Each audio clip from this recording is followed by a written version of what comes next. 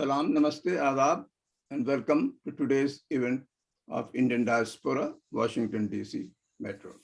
आज हम लोग कैफी आज़मी साहब के बारे में बात करेंगे, the poet of rebellious resistance, बाग़ियाना मज़ाहमत का शायर कैफी आज़मी। और जैसा आप जानते हैं, हर महीने की आखिरी सैटरडे को हमारे दोस्त और होस्ट दानिश इकबाल साहब मौजूद हैं। अब इसके आगे उनके हाथ में माइक और दानिश इकबाल साहब, वेलकम। बहुत शुक्रिया नवाजिश करम। जावेद अख्तर ने कैफी आज़मी के लिए एक नज़्म लिखी थी जिसका एक हिस्सा कुछ यूं है। अजीब आदमी था वो, अजीब आदमी था वो, मोहब्बतों का गीत था, बगावतों का राग था, कभी वो सिर्फ फूल था, कभी वो सिर्फ आग था। अजीब आदमी था वो मुफलिसों से कहता था कि दिन बदल भी सकते हैं। वो जाबिरों से कहता था तुम्हारे सर पे सोने के जो ताज हैं कभी पिघल भी सकते हैं। वो बंदिशों से कहता था मैं तुमको तोड़ सकता हूँ, सहूलतों से कहता था मैं तुमको छोड़ सकता हूँ, हवाओं से वो कहता था मैं तुमको मोड़ सकता हूँ। अजीब आदमी था वो जिंदगी से कहता था, वो जिंदगी से कहता था कि तुझको मैं सजाऊंगा, तो मुझसे चांद मांग ले मैं चांद लेके आऊंगा। वो आदमी से कहता था, वो आदमी से कहता था कि आदमी से प्यार कर, उजड़ रही है ये जमीन, कुछ इसका अब सिंगार कर। अजीब आदमी था वो। खुद कैफी आज़मी ने लिखा है कि इंसान हमेशा अपने माहौल और अपने माहौल के साथ साथ अपने आप को बदलने की जद्दोजहद करता है। मेरी शायरी का मौजू यही जद्दोजहद है। यही जद्दोजहद जब दिल के अंदर होती है तो शायर अपनी नज्म लिखता है, जब यही जद्दोजहद दिल के बाहर होती है तो किसान जमीन से सोना उगाता है, फैक्ट्री का मजदूर पैदावार बढ़ाने के लिए मेहनत करता है और फिर अपनी दुनिया को बेहतर बनाने के लिए इनकलाब के, आजादी के नारे लगाने लगता है। फिर कैफी खुद अपनी तलाश के बारे में कहता है, मैं ढूंढता हूं जिसे वो जहां नहीं मिलता, मैं ढूंढता हूं जिसे वो जहां नहीं मिलता, नई जमीन नया आसमां नहीं मिलता, नई जमीन नया आसमां भी मिल जाए, नए बशर का कहीं कुछ निशान नहीं मिलता। नया बशर यानी कि नया इंसान। एक शायर और फनकार होने के नाते कैफी आज़मी नई जमीन, आजादी से पहले के दौर को याद कीजिए, नई जमीन, नया आसमान चाहते थे, लेकिन एक समाजी और सियासी कारकुन होने के नाते वो एक नया हिंदुस्तान और उसमें एक नया इंसान भी चाहते थे। कैफी अपने ख्वाबों का अक्स अपनी शायरी के जरिए मुल्क को दिखाते रहे, समाज को दिखाते रहे, शायरी और थिएटर और फिर अपनी फिल्मों की मदद से और दूसरों की फिल्मों की मदद से वो खुद को अवाम के जज्बात से हम आहंग बनाते, समाज को कभी रास्ता तो कभी आईना दिखाते रहे। आइए आज एक मुख्तसर नजर उनकी जिंदगी के सफर और उनकी शायरी के सफर पर डालने की कोशिश करते हैं और ये भी देखते हैं कि क्या इन दोनों में कुछ फर्क था। कैफी के सफर की इब्तिदा यूं होती है कि जब मुल्क में आजादी की जद्दोजहद अपने शबाब पर थी, तभी जलियांवाला बाग के कत्लेआम के ठीक 3 महीनों बाद आजमगढ़ के मिजवा नामी गांव में सैयद फातेह हुसैन रिजवी के घर एक बच्चे ने, नन्हे मुन्ने बच्चे ने आंखें खोली और उस बच्चे का नाम रखा गया अतहर हुसैन। बच्चे के वालिद यानी फातेह हुसैन एक छोटे जमींदार खानदान से ताल्लुक रखते थे, पढ़े लिखे इंसान थे और एक रजवाड़े में तहसीलदार की जिम्मेदारियां संभालते थे। यही वजह थी कि वो अपने बेटे अतहर हुसैन को अंग्रेजी स्कूल भेजना चाहते, लेकिन पूरे इलाके में अंग्रेजों और अंग्रेजी के खिलाफ काफी गम गुस्सा पाया जाता है। चुनांचे पूरा खानदान उनके इस फैसले के खिलाफ खड़ा हो गया और सबने कहा कि नहीं, इनको मजहबी तालीम दी जाए। ये एक तरह का उस जमाने के लोगों का रिएक्शन। घर पर शायराना माहौल था, हफ्ते अशरे शायर जमा होते थे, महफिलें होती थी और ये मैं गांव के इलाकों की बात कह रहा हूँ, तो आप समझिए कि शहरी इलाकों में कितना अदबी माहौल हुआ करता है। उनके वालिद तरह देकर यानी कि एक लाइन दे देते थे और सारे लोग उसी पे शेर कहते थे। तो अतहर यानी कि हमारे कैफी आजमी साहब सबसे छोटे थे, इसलिए किसी ने सोचा नहीं कि वो भी कुछ लिख सकते हैं। लेकिन एक दिन उन्होंने दिए हुए मिसरे पर गजल सुनाकर सबको हैरान कर दिया। और जिंदगी की ये पहली गजल थी और उसके अशार शायद आपने सुने भी हों बेगम अख्तर की आवाज में कि इतना तो जिंदगी में किसी की खलल पड़े, इतना तो जिंदगी में किसी की खलल पड़े, हंसने से हो सुकून न रोने से कल पड़े। तो बाद के दौर में ये गजल बेगम अख्तर की मदद से हम तक पहुंची। वो बात अलग है कि तब तक सब लोग ये बात भूल चुके थे कि ये गजल एक 10-11 साल के बच्चे ने, क्योंकि कलाम काफी अच्छा था, काफी उसमें जो भी शायराना खुसूसियात होती हैं शायरी की वो सारी मौजूद थी। तो कैफी आजमी के वालिद ने सोचा कि हो ना हो जरूर ये गजल उनके बड़े बेटे ने। आप जानते हैं कि हमारे मुल्क में जो बड़े बेटे होते हैं वो फेवरेट होते हैं, सारी उम्मीदें उन्हीं से की जाती हैं और छोटे बेचारे इग्नोर रहे। तो काफी जो है बेचारे इग्नोर थे और कहा जाता है जब ये इल्जाम लगाया गया कि बड़े भाई ने लिखा तो वो रोते हुए माँ के पास गए और कहा कि एक दिन हम बहुत बड़े शायर बन के दिखाएं, वगैरह वगैरह। ये सारा खानदान का फोकलोर है। लेकिन बड़े भाई ने इनकार कर दिया कि साहब हमने तो नहीं लिखी है। तब सबको पता चला कि नहीं भाई इस बच्चे में कुछ टैलेंट है। और कहा जाता है उसी जमाने में घर के किसी बड़े ने उनको तखल्लुस गिफ्ट किया। आजकल तरह तरह की चीजें गिफ्ट की जाती हैं, आप सोचिए कि कितना लिटरेरी माहौल था कि घर के बड़ों ने उनको कैफी ये तखल्लुस गिफ्ट किया। बच्चे की शायराना सलाहियत से बहुत से लोग खुश हुए, लेकिन बहुत से लोग फिक्रमंद भी हो गए, क्योंकि शायरी को थोड़ा सा अजीब तरह से देखा जाता था। जैसे शतरंज खेलने को बुरा समझा जाता था, जैसे कि पतंग उड़ाने को बुरा समझा जाता था। तो वो एक तरह का रिएक्शन था। उस जमाने में बहुत ज्यादा शायरी पे तवज्जो थी, तो बहुत से लोग नहीं चाहते थे कि वो शायरी करे और यही सोचा गया कि इनको मदरसे में भेज दिया। तो लखनऊ में एक मदरसा था, वहां भेज दिया गया, सुल्तानुल मदारिस। और लेकिन वहां मदरसे में कैफी साहब ने मजहबी तालीम से ज्यादा स्टूडेंट्स की भलाई के कामों में वाज देना शुरू कर दिया। और ये मदरसतुल वाइजीन का किस्सा मैं सुना रहा हूँ। दो मदरसों में गए थे और दूसरा जो था वो वाइजों का मदरसा था, वाज देने। वहां पे वाज उन्होंने देना शुरू कर दिया कि अच्छी एजुकेशन क्या होती है। उन्होंने बाकी स्टूडेंट से कहा कि पढ़ाने वाले लोग अपने काम में संजीदा नहीं है। उन्होंने अपने साथियों से कहा कि स्कूल हो या मदरसे, ये पढ़ने वालों के लिए होते हैं और अगर ये मदरसा सचमुच उनके लिए है तो उनकी पसंद और नापसंद और राय की अहमियत होगी। तो बेचारे मदरसे के मौलवियों ने ख्वाब ख्याल में ये बात कभी नहीं सोची थी कि एक दिन ऐसा भी आएगा, कयामत का ये दिन आएगा कि जब बेवकूफ से दिखने वाले बच्चे बराबरी, आजादी राय और अपने राइट्स की मांग करेंगे। ये वो दौर था जब पूरे मुल्क में आजादी की जद्दोजहद का बोलबाला था और नई नस्ल सारी बेड़ियों से आजाद होना चाहती थी, सारे बंधन तोड़ देना चाहती थी, हुकूमत चाहे अंग्रेजों की हो या मदरसे के मौलवियों की। बगावत की लहर हर निजाम को दरहम बरहम कर देना। और उसके बाद वो हुआ जो मदरसे की तारीख में पहले कभी नहीं हुआ था, क्योंकि स्टूडेंट्स ने यूनियन की मांग की और अपनी मांग मनवाने के लिए हड़ताल कर दी। और उन्होंने ये भी कहा कि हमें नए जमाने और नई दुनिया की नई चीजें भी पढ़ाई जाए, रहने और खाने पीने का इंतजाम बेहतर किया जाए और हमें मिठाई भी मिले। और भी कई मांगे थी, बहुत ही मीठी मीठी, स्वीट स्वीट।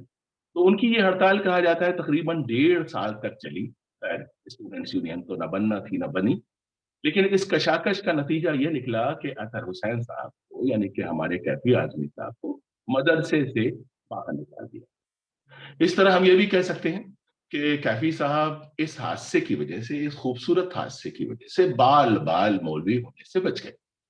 मदरसे की तालीम कैफी आजमी को मौलवी तो ना बना सकी, लेकिन वहां उन्होंने अच्छी उर्दू सीख ली, फारसी सीख ली, अरबी सीख ली और सबसे बड़ी बात के प्रोटेस्ट करना सीख लिया, जिसने बाद के दौर में उनकी हर तरह से बहुत मदद की।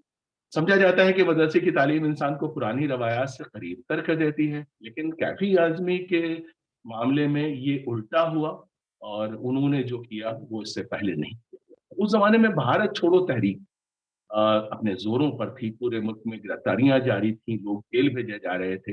एक दिन कैफी आजमी साहब भी नारे लगाते पुलिस की भीड़ में घुस गए। एक दोस्त ने घर कहला भेजा कि जाकर कह देना कि कैफी जेल में है और आजादी लेकर ही बाहर आए। लेकिन पुलिस वाले इन लड़कों को जेल नहीं ले गए।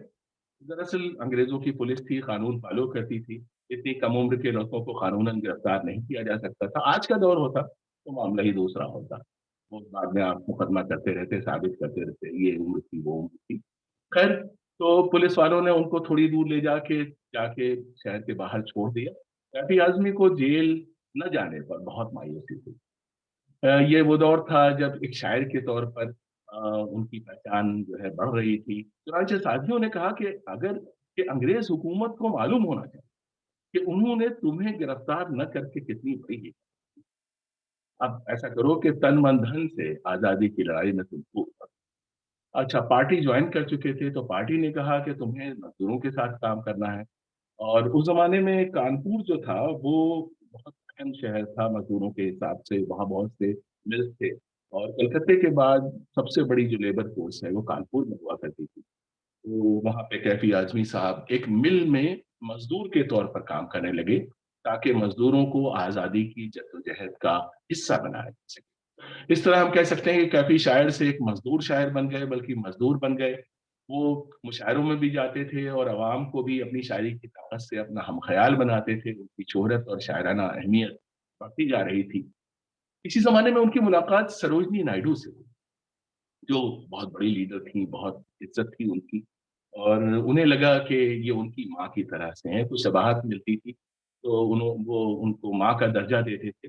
और शुरू-शुरू में कहा जाता है कि तरन्नुम से पढ़ा करते थे। लेकिन एक बार सरोजनी नायडू ने कैफी से कहा कि खुदा के लिए आइंदा अपनी गज़ल मुझे ही नहीं, किसी को भी कुछ भी तरन्नुम में मत सुनाना। तो कैफी ने उसके बाद हमेशा अपने शेर लोगों को सुनाए, कभी गाए नहीं दूसरों के। सरोजिनी नायडू ने कहा जाता है कि ये भी कहा कि कैफी तुम मजलूमों और कमजोरों के शायर बनो, तुम्हारे जैसे शायर को गोशे तन्हाई में नहीं होना चाहिए, तन्हाई तुम्हें रास नहीं आएगी, तुम्हें तो शम्मे महफिल बनकर अपने अवतार का, अपने ख्यालात का उजाला दुनिया में फैलाना है। और कैफी ने यही किया। वो मुशायरों में सिर्फ कलाम नहीं सुनाते थे, कहा जाता है कि वो मुशायरे पर छा जाते थे। उनका कलाम सुनने के बाद लोग ये भूल जाते थे कि बाकी शायरों ने क्या सुनाया। ऐसी ही एक नज्म थी, उसका एक छोटा सा हिस्सा, बल्कि एक बंदी के लिए यूं है कि उठ मेरी जान मेरे साथ ही चलना है तुझे, गोशे गोशे में सुलगती है चिता तेरे लिए, फर्ज का भेस बदलती है कजा तेरे लिए, खैर है तेरी हर एक नर्म अदा तेरे लिए, जहर ही जहर है दुनिया की हवा तेरे लिए। रुत बदल डाल रुत बदल डाल अगर फूल न फलना है तुझे, उठ मेरी जान मेरे साथ ही चलना है तुझे।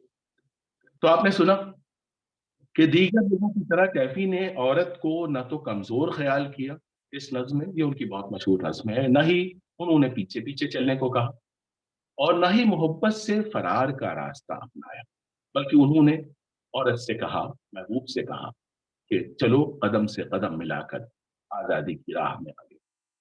कैफी के करीबी साथी बताते हैं कि हैदराबाद के मुशायरे में शौकत खानम ने जब उनकी ये नज्म सुनी, तो पहले पहले उन्होंने शायर का, जैसा कि होता है लड़कियों का मामला, के पहले खूब मजाक उड़ाया। लेकिन उनको पता नहीं कैसे ये नज्म उनको याद भी हो गई और वो अक्सर उसे सुनाती हुई नहीं पाई गई। शौकत के दिल ने शायद दिल ही दिल में कुछ सोच लिया था, लेकिन दिल जो कह रहा था उसे दिमाग मान नहीं पा रहा था, क्योंकि घर वाले उनकी शादी किसी और के साथ तय करते थे। उस जमाने में बहुत ही छोटी उम्र में शादियां तय हो जाती थी, बल्कि खानदान में ही लोग एक दूसरे को मांग लेते थे बच्चों को, और बल्कि उनकी मंगनी भी। तो शौकत के दिलो दिमाग की जो कैफियत थी वो हम अभी चित्रा कुमार की मदद से समझने की कोशिश कर सकते हैं। चित्रा जी हमारे साथ हैं, और पूछते हैं चित्रा जी से कि ये जो कैफियत थी उसे किस तरह से उन्हीं के एक नगमे की मदद से वो बताना चाहेंगे। जी चित्रा जी।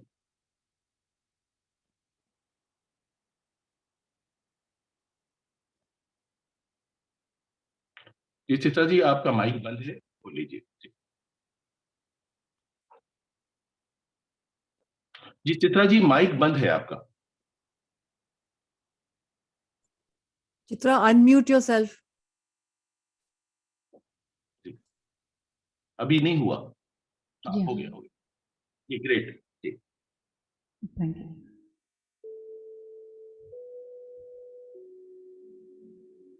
कुछ दिल ने कहा,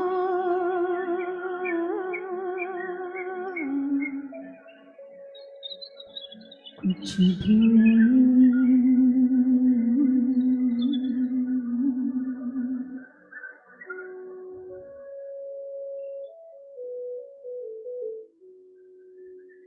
कुछ दिल ने सुना,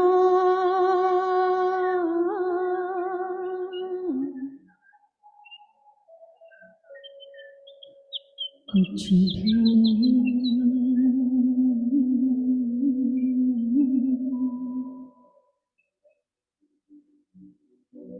सीधी बातें होती हैं, ये सीधी बातें होती हैं, कुछ दिल ने कहा, कुछ भी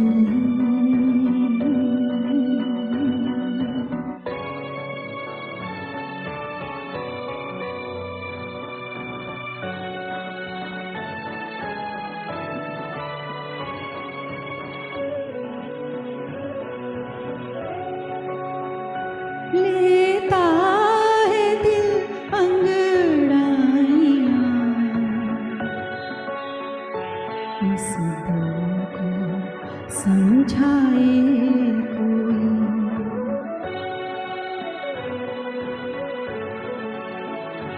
अरमान आँखें खोल दे,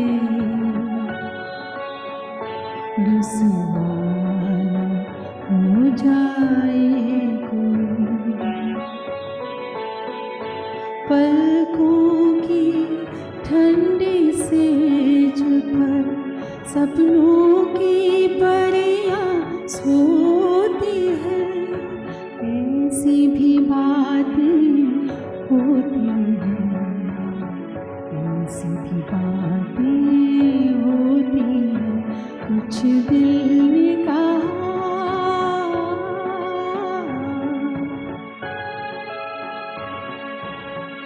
कुछ भी नहीं।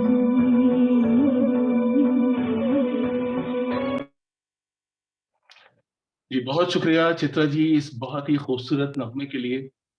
और ये जो रोमानी नगमा था ये आपने चित्रा जी की आवाज में सुना, और ये जो रोमानी कैफियत थी जो अभी चित्रा जी की आवाज की मदद से आप तक पहुंची, ये हैदराबाद में थी। लेकिन कैफी साहब पार्टी के हुक्म से मुंबई पहुंच चुके थे।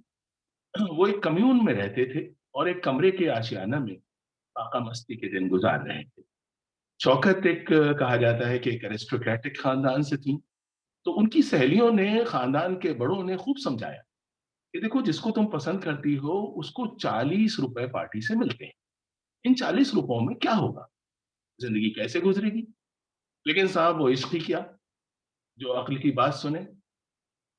कहा जाता है कि शौकत अपनी जिंदगी का सबसे अहम फैसला कर चुकी थी, लेकिन कैफी को ज्यादा उम्मीद नहीं, और शायद इसीलिए उन्होंने एक मुशायरे में पढ़ा।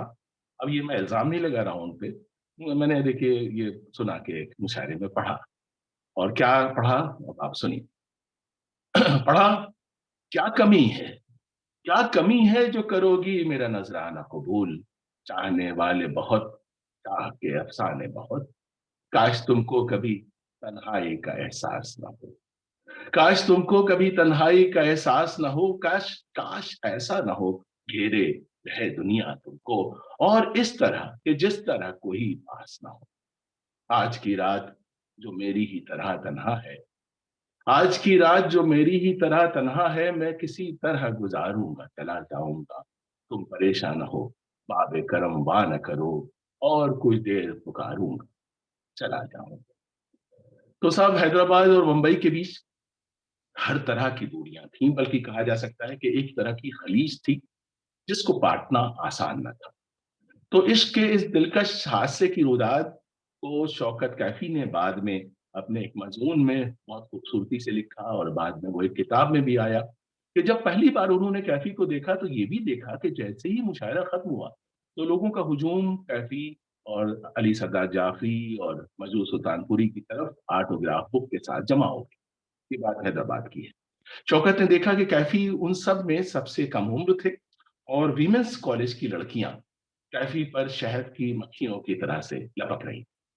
और शौकत ने जब कैफी को लड़कियों में घिरा देखा तो वो सरदार जाफरी की तरफ मुतवज्जह हो गई। जब हुजूम थोड़ा कम हुआ तो शौकत ने बहुत अदा के साथ अपनी ऑटोग्राफ बुक कैफी की तरफ बढ़ा दी। कैफी ने उस पर कहा जाता है कि एक बहुत मामूली सा बल्कि मुहम्मल सा शेर लिख दिया। जो किसी की आसानी से समझ में नहीं आ सकता। तो शौकत ने शेर को पढ़ा और कहा कि आपने मेरे लिए इतना खराब शेर क्यों लिखा? कैफी ने मुस्कुराकर कहा, आपने पहले सरदार जाफरी से ऑटोग्राफ क्यों लिया? तो इस बात पे दोनों लोग हंस पड़े और ये हंसी और इसकी बाज़गश्त ताज़िंदगी उनकी जिंदगी में खनकती थी। शौकत बताती थी कि जब कैफी ने महफिल में नज्म सुनाई तो उन्हें लगा ये सिर्फ उनके लिए ही थी। जब उन्होंने कहा पढ़ा कि कद्र अब तक तेरी तारीख ने जानी ही नहीं, कद्र अब तक तेरी तारीख ने जानी ही नहीं, तुझमें शोले भी हैं अश्क फशानी ही नहीं, तू हकीकत भी है दिलचस्प कहानी ही नहीं, तेरी हस्ती भी एक चीज है, तेरी हस्ती भी है एक चीज जवानी ही नहीं, अपनी तारीख का उन्वान बदलना है तुझे, उठ मेरी जान मेरे साथ ही चलना है तुझे। फिर कैफी के पहले पोएट्री कलेक्शन ने एक तरह के पुल का यानी कि एक तरह के ब्रिज का काम किया। यानी इसी दौरान कैफी आजमी का पहला शेरी मजमुआ आखिर शब जब जेवर तबास से आरास्ता होकर मंजर आम पर आया तो उसके पहले सफे पर लिखा हुआ शीन के नाम। शीन के नाम का मतलब ये शीन जो है एक अल्फाबेट है शाह के लिए, यानी कि अगर हम हिंदी में लिखते तो हम कहते हैं शाह के नाम यानी कि शौकत के। और आगे लिखा था, मैं तन्हा अपने फन को आखिर शब तक ला चुका हूं, तुम आ जाओ तो सहर हो जाए। कैफी ने जानबूझकर इस इंतजाम में शौकत नहीं लिखा था, लेकिन उनके इस बयान ने दोस्तों के साथ साथ बाकी दुनिया को भी उनके दिल की बात बता दी। नतीजे में अच्छा सेंसेशन रहा, चीमी गोइयां हुई, तबसरे हुए। आप जानते हैं कि इससे ज्यादा मजा इसकी बातें करने में आता है जो इस वक्त हम लोगों को आ रहा है। तो चलिए डॉक्टर जेएस बत्रा साहब से पूछते हैं। डॉक्टर साहब जो हैं सचमुच के डॉक्टर हैं, यानी नब्ज देख के इलाज कर सकते हैं और बहुत कुछ बता सकते हैं मरीज का हाल सुन के। तो डॉक्टर जेएस बत्रा साहब से पूछते हैं कि वो कौन सा कैफी साहब का नगमा है जो उस दौर की कहानी को सुनाता। ओवर टू जेएस बत्रा साहब। इजाजत दीजिए। जी इरशाद जी।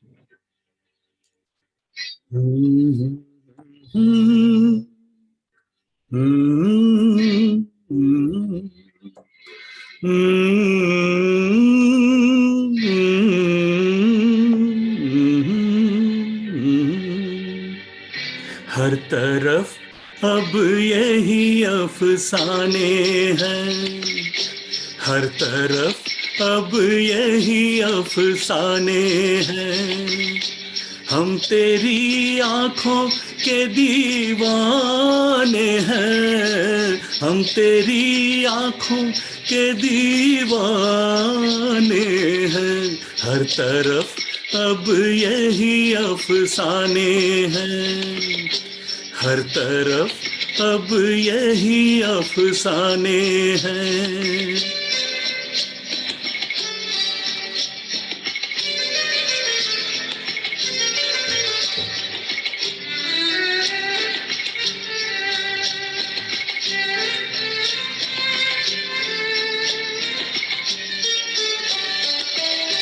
कितनी सच्चाई है इन आँखों में, खोटे सिक्के भी खरे हो जाए, तू कभी प्यार से देखे जो उधर, सूखे जंगल भी हरे हो जाए, बाग बन जाए,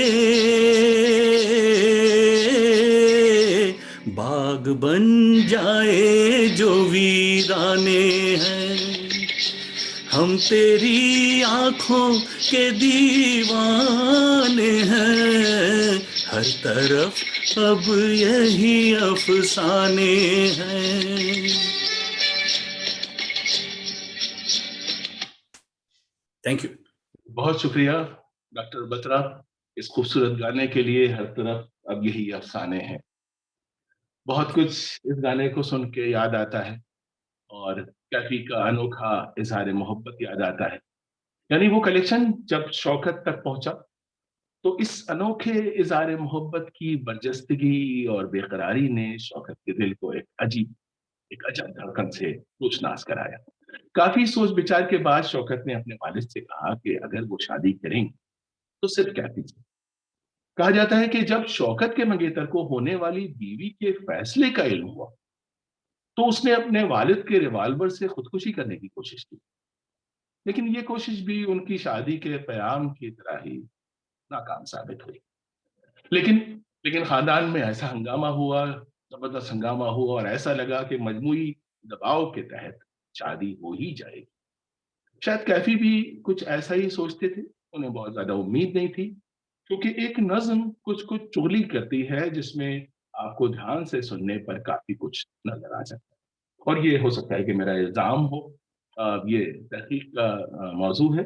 अब इसे आप बाद में कंफर्म करेंगे कि जो हम कह रहे थे, जो हमारा अंदाजा है, वो कितना सही था या कितना गलत था। उन्होंने लिखा, अब तुम आगोश तसव्वुर में भी आया न करो, अब तुम आगोश तसव्वुर में भी आया न करो, मुझसे बिखरे हुए गेसू नहीं देखे जाते, सुर्ख आंखों की कसम, कांपती पलकों की कसम, थरथराते हुए आंसू नहीं देखे जाते, अब तुम आगोश तसव्वुर में भी आया न करो। छूट जाने दो, छूट जाने दो जो दामाने वफा छूट गया, क्यों ये लग़ज़ीद खरामी पे पशेमा नजरी, तुमने तोड़ा तो नहीं रिश्ता है दिल। अब तुम आगोश तसव्वुर में भी आया न करो, मेरी आहों से ये रुखसार न कुम्हला जाए। अब देखिए, ये उस जमाने का एक खास अंदाज हुआ करता था। अब आज के दौर में हम लोग इसे सुन के मुस्कुरा सकते हैं, हो सकता है आप में से बहुत से लोग मुस्कुरा भी रहे हैं। ये एक टिपिकल अंदाज था उर्दू शायरों का, बल्कि उस दौर के आशिकों, तो कहते हैं। और ये फिल्मी गानों में भी इस तरह की बहुत सा कंटेंट आपको मिलता है। कहते हैं, मेरी आहों से ये रुखसार न कुम्हला जाए, ढूंढती होगी तुम्हें रस में नहाई हुई रात, जाओ जाओ कलियां न कहीं से इसकी मुरझा जाए। तो खैर, शौकत के वालिद बहुत समझदार और खुले जहन के इंसान थे। उन्होंने शौकत से कहा कि ऐसा है कि मैं तुम्हें बंबई ले जाऊंगा, वहां तुम पहले देख लो कि कैफी कैसी जिंदगी गुजार रहे हैं, फिर तुम फैसला करना। कैफी उन दिनों मजदूरों और कामगारों के दरमियान एक कम्यून में रहते हुए उनकी तरबियत का काम कर रहे थे, ताकि गरीब और इस्तेसाल के शिकार ये लोग अपने हक की लड़ाई खुद लड़ सकें। तो इसमें एक तरह से हम कह सकते हैं कि मजदूरों की ट्रेनिंग चल रही थी और काफी लोग उनके साथ रहते थे। तो शौकत वहां पे गई, उन्होंने कैफी का कम्यून देखा, वहां से बाप बेटी सैर के लिए चौपाटी गए, वहां बहुत अच्छे से होटल में बैठे। वहां वालिद ने फिर से बेटी की राय पूछी। शौकत ने कहा, अगर कैफी सर पर मिट्टी भी उठाएंगे और मजदूरी भी करेंगे तो भी मैं उनके साथ वही करूं और उनसे ही शादी करूं। चुनांचे फिर आखिरकार कई उतार चढ़ाव के बाद दरअसल कैफी की किताब के पहले सफे ने, जो बाद में आई, इस वाकये के एक पुल बनकर दूरियों को नजदीकियां बना दी। कुछ अरसे के बाद सज्जाद जहीर ने अपने घर पर अंग्रेजी के मशहूर राइटर मुल्क राज आनंद को बुलाया, सरदार जाफरी को बुलाया, इसमत चुगताई और उनके शौहर यानी कि शाहिद लतीफ साहब को बुलाया। वो वहां पे जोश मलियाबादी साहब भी थे, जो कि जिनको उस जमाने में काफी बहुत पसंद करते थे, उन्हीं के अंदाज में शायरी करते थे। उनकी जो नज्म है रेल, ऐसा लगता है कि वो फोटो कॉपी है जोश मलियाबादी की नज्म की। साहिल लुधियानवी भी वहां मौजूद थे, मजाज भी मौजूद थे। तो कहने का मतलब कि दोस्त भी मौजूद थे और बुजुर्ग भी मौजूद थे। और इन सब की मौजूदगी में दूल्हा दुल्हन यानी कि कैफी और शौकत हमेशा के लिए एक दूसरे के।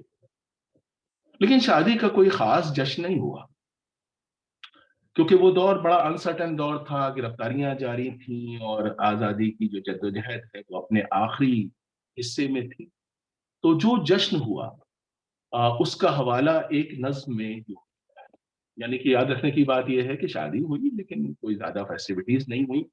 तो उन्होंने एक नज्म लिखी कैफी ने, और उसका नाम ही रखा जश्न। अब ये जश्न क्या कहती है, समाज कहते हैं, प्यार का जश्न नई तरह मनाना होगा, गम किसी दिल में सही गम को मिटाना होगा, रूह चेहरों पे धुआं देख के शर्माती है, झेपी झेपी सी मेरे लब पे हंसी आती है, तेरे मिलने की खुशी दर्द बनी जाती है। हमको हंसना है तो औरों को हंसाना होगा, हमको हंसना है तो औरों को हंसाना होगा, प्यार का जश्न नई तरह मनाना। सोई सोई हुई आंखों में छलकते हुए जाम, सोई सोई हुई आंखों में छलकते हुए जाम, खोई खोई हुई नजरों में मोहब्बत का पयाम, लबे शीरी पे मेरी तिश्ना लबी का इनाम, जाने इनाम मिलेगा कि चुराना हो। मेरी गर्दन में तेरी संदली बाहों का ये हार, अभी आंसू थे इन आंखों में, अभी इतना खुमार। मैं न कहता था मेरे घर में भी आएगी बहार, शर्त इतनी थी कि पहले तुझे आना हो। कितना खूबसूरत शेर है। मैं न कहता था मेरे घर में भी आएगी बहार, शर्त इतनी थी कि पहले तुझे आना होगा। हमारे साथ इस वक्त मोहतरमा सीमा मानसिंह है। तो कैफी आज़मी की ज़िंदगी और उनकी शायरी की कहानी हम उनके नगमों की मदद से, उनकी शायरी की मदद से आपको सुनाने की कोशिश कर रहे हैं, और इस कोशिश में सीमा जी की मदद से अब एक नया रंग आ सकता है, जो हमको बताएँगी कि ये जो दौर था, ये जो जश्न की नज़्म उन्होंने लिखी, उस ज़माने में किस तरह के ख़यालात शौकत और कैफी के दिलों में मौजूद थे। सीमा जी। शुक्रिया दानिश जी। बीता दिल की तमन्ना यही है, बीता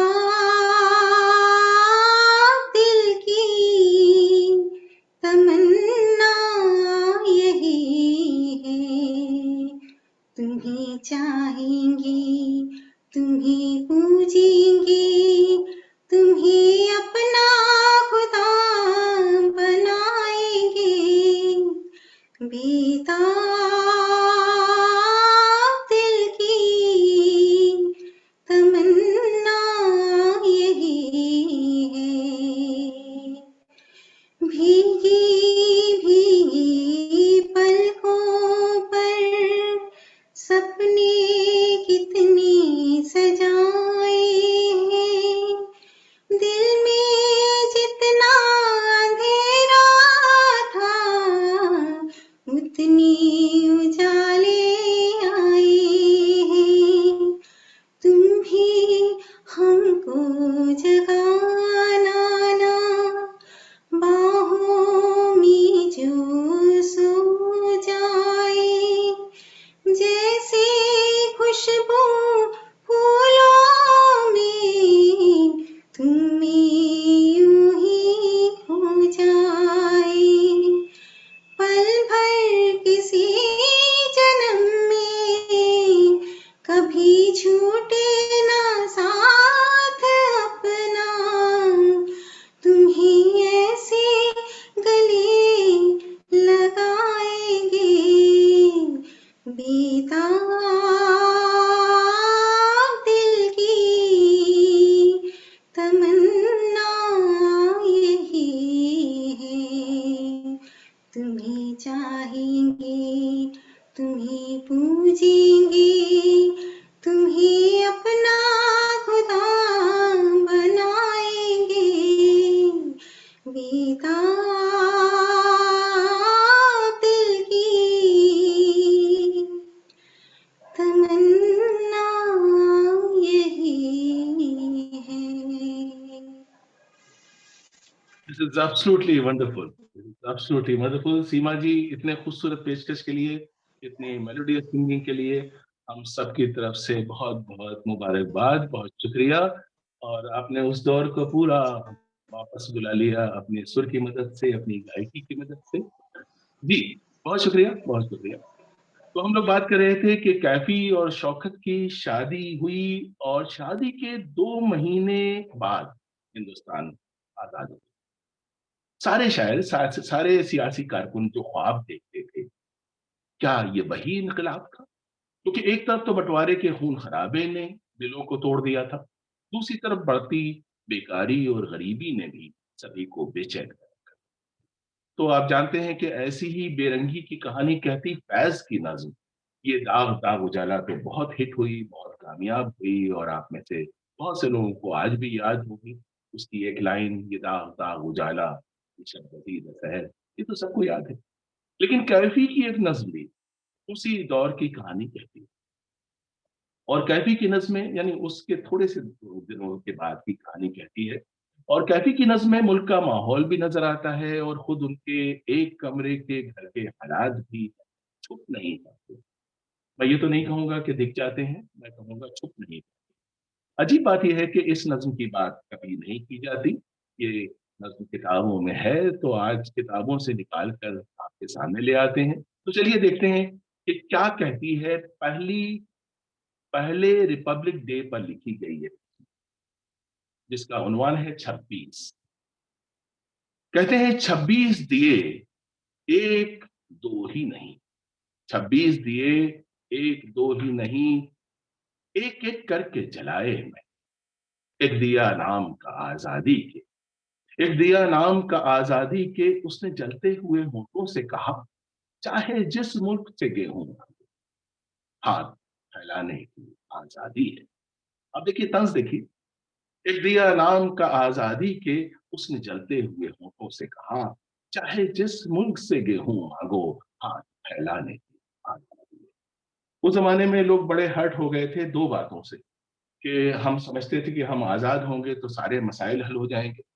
हिंदुस्तान आजाद हुआ तो हमने अंग्रेजों की गुलामी से आजादी पाई और दोबारा जाके गुलाम हो गए, कॉमनवेल्थ बनाया गया और उसमें सारे पुराने गुलाम जो है जाके फिर से गुलाम हो गए। तो इस बात पे आपको याद है कि मजरूह सुल्तानपुरी ने अम, एक मुशायरे में बल्कि एक महफिल में कुछ कहा, उसके बाद उन्हें गिरफ्तार करने की कोशिश की गई, फिर वो अंडरग्राउंड हो गए।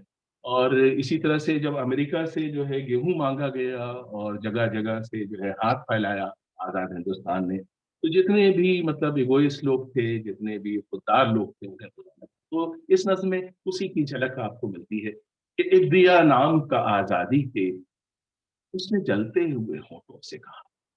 इसने दिए ने जलते हुए दिए ने अपने जलते हुए होठों से कहा, चाहे जिस मुल्क से गेहूं मांगो हाथ फैलाने की आजादी है। एक दिया नाम का खुशहाली के, एक दिया नाम का खुशहाली के, उसके जलते ही ये मालूम हुआ कितनी बदहाली। पेट खाली है मेरा, जेब मेरी खाली है। इसके बाद देखिए जो तंज है वो कितना खूबसूरत है। कहते हैं एक दिया नाम का यज्ञ, यज्ञति यानी कि यूनिटी, एक दिया नाम का यज्ञति के, रोशनी उसकी जहां तक पहुंची कौम को लड़ते झगड़ते थे। माँ के आंचल में है जितने पैबंद, सबको एक साथ उधड़ते देखा। ये मैं फिर से पढ़ता हूँ, मुझे इतना अच्छा लगता है ये कि मैं चाहूंगा आप इसे फिर से देखें। एक दिया नाम का यज्ञति के, रोशनी उसकी जहां तक पहुंची कौम को लड़ते झगड़ते देखा। माँ के आंचल में, ये माँ कौन है? ये भारत माँ है, ये मादरे वतन है। माँ के आंचल में है जितने पेबंद, सबको एक साथ उधड़ते देखा। अब यहां से देखिए मंजर बदलता है और मुल्क से हम कफी साहब के एक कमरे के मकान के अंदर आ जाते, और नज्म का दूसरा हिस्सा है, सबको एक साथ उधरते देखा। दूर से बीवी ने झल्ला के कहा, तेल महंगा भी है मिलता भी नहीं, क्यों दिए इतने जला रखे। अपने घर में न झरोका है न मुंडेर, ताक सपनों के सजा रखे हैं। आया गुस्से का, अब ये जौहर साहब जो है, ये उनका जो है देखिए पर्सपेक्टिव, आया गुस्से का एक ऐसा झोंका, बुझ गए सारे नहीं। अब ये देखिए कितना खूबसूरत है कि बीवी ने कहा कि अपने घर में न झरोका है न मुंडेर, ताक सपनों के सजा रखे हैं। आया गुस्से का एक ऐसा झोंका, बुझ गए सारे दिए, हाँ मगर एक दिया नाम है जिसका उम्मीद, हाँ मगर एक दिया नाम है जिसका उम्मीद, झिलमिलाता ही चला जाता है, झिलमिलाता ही चला जाता है। ये जो दिया था ये जिंदगी भर उनके जहन में झिलमिलाता रहा। ये दिया हम लोगों के जहन में आज तक झिलमिला रहा है। और जाने कब तक झिलमिलाएगा, जाने कितनी नस्लों को और जो है अपनी तरफ बुलाएगा। खैर, हम लोग बात कर रहे थे कि फिर वो दौर आया जब कम्युनिस्ट वर्कर्स की गिरफ्तारियां आजाद हिंदुस्तान में अंग्रेजी दौर से भी, काफी दिन भर जलसे जुलूस और दूसरे सियासी काम करते थे, शाम को मुशायरों में शिरकत करते थे, बीच बीच में उन्हें फिल्मों के लिए गाने की ऑफर्स भी मिलती थी, लेकिन उस जमाने के शायर और कलमकार फिल्मों के लिए लिखने के काम को अपनी बेइज्जती समझते थे। इसलिए कैफी साहब ने उन ऑफर्स में शुरू में कोई खास दिलचस्पी नहीं ली, लेकिन कैफी से पहले कई अच्छे शायर फटी चप्पलों और बोसीदा कपड़ों से मजबूर होकर इस काम को अपना चुके थे, लेकिन कैफी हर बार टाल देते थे। ये वो दिन थे जब शौकत एक बच्चे को मुनासिब इलाज न मिल पाने की वजह से खोने के बाद दोबारा फिर से उम्मीद से थी, और उनकी बेटी यानी कि शबाना आजमी कुछ ही महीनों के बाद दुनिया में आने। घर में पैसों की हमेशा की तरह से तंगी थी, लेकिन एक माँ का दिल अपने होने वाले बच्चे और उसकी बेहतर जिंदगी के ख्वाब देख रहा। नीलाक्षी हमारे साथ हैं। नीलाक्षी राय से दरख्वास्त है कि शौकत की जिंदगी के इस दौर को अगर हम कैफी के किसी नगमे में ढूंढना चाहें, अगर किसी नगमे के बोल से, उसकी धुन से, उसकी मेलोडी से जिंदगी अदा करना चाहें, तो वो कौन सा नगमा होगा? नीलाक्षी हमको बताएंगी। नीलाक्षी राय।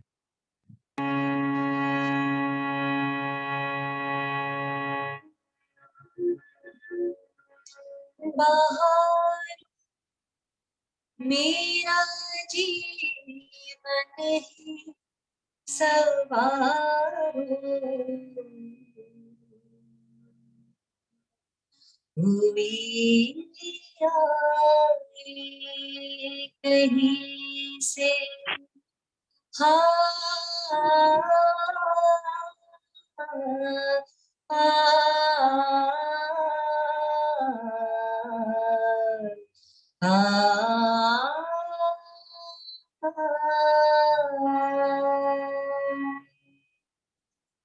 बाहर मेरा जीवन भी सवारो, बहारो मेरा जीवन भी सवारो, हुई आए कहीं से, हुई आए कहीं से, यूं पुकारो बहारो मेरा जीवन भी सवारो, बहारो सजाओ कोई गजराना गजरा, सजाओ कोई गजराना गजरा, गजरा लचकती डालियों तुम, लचकती डालियों तुम, फूल बहार मेरा जीवन भी सवारो, बहारो मेरा जीवन भी सवारो, हुई आए कहीं से, हुई आए कहीं से, यूं पुकारो बहार मेरा जीवन भी सवारो, बहारो। बहुत शुक्रिया इस खूबसूरत पेशकश के लिए। और आपके नगमे की मदद से हम वो सारे जज्बात समझ सकते हैं जो उस जमाने में उनके जहन में रहे होंगे, जो उनके घर के हालात थे। ये सारी चीजें आप चाहें तो इस नगमे की क्या कहना चाहिए, झालर, या इस नगमे की जो चिलमन है उसके पीछे से आपको थोड़े थोड़े नजर आ सकते हैं। तो खैर, हम लोग बात कर रहे थे कि इस्मत चुगताई कैफी आजमी के जो माली हालात थे उन्हें जानती थी, ये सारे लोग क्लोज नेट जो है कम्युनिटी थी, राइटर्स की और पोएट्स की और इंटेलेक्चुअल्स की, जो मुंबई में रहते थे और एक दूसरे से काफी बॉन्डिंग थी। वो ये भी जानती थी कि कैफी बहुत खुददार इंसान है, वो यूं तो मदद लेंगे नहीं। इसलिए उन्होंने अपने शौहर शाहिद लतीफ से कहा कि तुम जो अपनी फिल्म बुज़दिल बना रहे हो, उसके कुछ गाने अगर उनसे लिखवा लो, तो कैफी की शायद कुछ मदद हो सके। लेकिन कैफी किसी तरह से गाने लिखने के लिए तैयार नहीं होते थे। तो शाहिद लतीफ़ साहब उनको एक दिन अलग ले गए, चाय पिलाई, बहुत देर तक कैफी को समझाया कि अब आप तन्हा नहीं हैं, माशाल्लाह अब आप शादीशुदा हैं और अब तो एक नई जान भी आपकी ज़िंदगी में आने वाली है। कैफी ने कहा, मुझे फ़िल्मी गानों का तजुर्बा नहीं है, लेकिन शाहिद लतीफ़ किसी न किसी तरह कैफी को समझाया और उनकी ज़िंदगी के पहले 2 फ़िल्मी गाने उनसे लिखवा लिए और मेहनताना मिला ₹1000, जो शायद साल भर की आमदनी के आसपास ज़रूर रहा होगा। तो इस तरह से कैफी आज़मी फ़िल्मों के लिए कभी-कभी कुछ लिखने लगे। इस दौरान उनकी ज़िंदगी में अहमद नाम के एक बेटे का इज़ाफ़ा भी हो गया। यही अहमद बाद में बाबा आज़मी के नाम से सिनेमेटोग्राफ़ी के मैदान में बहुत कामयाब हुए। खैर, हम बात कर रहे थे कि सन 50 के दशक के इब्तिदाई दौर में कैफी की आमदनी हालाँकि बहुत ज़्यादा नहीं थी, लेकिन एक छोटे से मकान में अपनी छोटी सी दुनिया समेटे एक छोटे से कम्यून में ये ख़ानदान एक निहायत ही खुश-ओ-खुर्रम ज़िंदगी गुज़ार रहा था। एक बहुत ही खूबसूरत ज़िंदगी गुज़ार रहा था। ये ये दौर कैफ़ी की रोमानी शायरी का भी बेहतरीन दौर है और मज़ाहमती शायरी का भी बेहतरीन दौर है। रोमानवी शायरी का एक नमूना हम यहाँ पे पेश करना चाहेंगे जिसमें वो कहते हैं नज़्म है, शगुफ्तगी का लताफ़त का शाहकार हो तुम, शगुफ्तगी का लताफ़त का शाहकार हो तुम, फ़क़त बहार नहीं, हासिले बहार हो तुम। जो एक फूल में है क़ैद, वो गुलिस्तां हो, जो एक कली में है पिन्हा, वो लाल-अज़ार हो तुम, जिसे तरंग में फ़ितरत ने गुनगुनाया है। अब देखिए ये जो म्यूज़िक की उनकी अंडरस्टैंडिंग थी वो इससे झलकती है। जिसे तरंग में फ़ितरत ने गुनगुनाया है, वो भैरवी हो वो दीपक, वो मल्हार हो तुम, तुम्हारे जिस्म में ख्वाबीद हैं हज़ारों राग, निगाह छेड़ती है जिसको, वो सितार हो तुम, जिसे न बूझ सका इश्क, वो पहेली हो। बहुत खूबसूरत शेर है, जिसे न बूझ सका इश्क वो पहेली हो, जिसे समझ न सका प्यार भी, वो प्यार हो तुम। खुदा करे किसी दामन में जज़्ब हो न सकें, ये मेरे अश्क हँसी जिनसे आश्कार हो तुम। कैफ़ी ने अपने गानों के वसीले से बहुत से दूसरे लोगों के साथ इश्तिराक किया। रमेश सहगल एक ऐसे ही फ़िल्मसाज़ थे जिनके साथ कैफ़ी ने काम किया। फ़िल्म थी शोला और शब। इस फ़िल्म का वो गाना जो रमेश सहगल को बहुत पसंद था और आज भी कई लोगों का पसंदीदा है, वो आपको याद होगा कि जाने क्या ढूँढती रहती हैं वो आँखें मुझ में, रात के ढेर में शोला है ना चिंगारी। ये उस दौर का रंग था, उदास गानों का दौर था, वो पूरा दौर ही उदास था और हम सारी खूबसूरती, सारा हुस्न, सारी मिठास, सारी शीरीनी अपनी उदासियों में ढूँढ। इसी फ़िल्म में कैफ़ी का वो मशहूर गाना भी शामिल है जिसके बोल थे, जीत ही लेंगे हम तुम, खेल अधूरा छूटे ना। लेकिन ये फ़िल्म भी इस ख़्वाहिश के बावजूद तिजारती कामयाबी का खेल न जीत पाई और बदकिस्मती से बॉक्स ऑफिस पर नाकाम साबित। उस दौर में और भी बहुत सी खूबसूरत फ़िल्में आईं, एक फ़िल्म थी सत्यकाम। तो आइए याद करते हैं राका बहल की मदद से ऋषिकेश जी की ऋषिकेश की एक बहुत ही अच्छी फ़िल्म। देखिए ये तो कम्युनिस्ट थे और ये फ़िल्म जो है मज़हब के ज़रिए मसाइल को हल करने की बात कहती थी और वैल्यूज़ को आगे बढ़ाने की बात करती थी। ये 2 अलग दुनियाएँ थीं, लेकिन ये दुनियाएँ जो हैं यकजा हुईं, एक जगह पे जमा हुईं ऋषिकेश मुखर्जी की मदद से। तो सत्यकाम के एक सीधे-साधे से नगमे को आइए याद करते हैं राका महल की मदद से, क्योंकि सत्यकाम भी उसी आइडियलिज़्म की कहानी कहती है, जो कैफ़ी और उनके साथियों का भी सपना था, जो उस दौर के सभी लोगों का सपना था। ओवर टू राका जी, राका जी। 2 दिन की जिंदगी कैसी है जिंदगी, 2 दिन की जिंदगी कैसी है जिंदगी कोई ना ये जाने हो, भीतर अंधेरा है बाहर है रोशनी, देखे ना परवाने, दो दिन की जिंदगी कैसी है जिंदगी।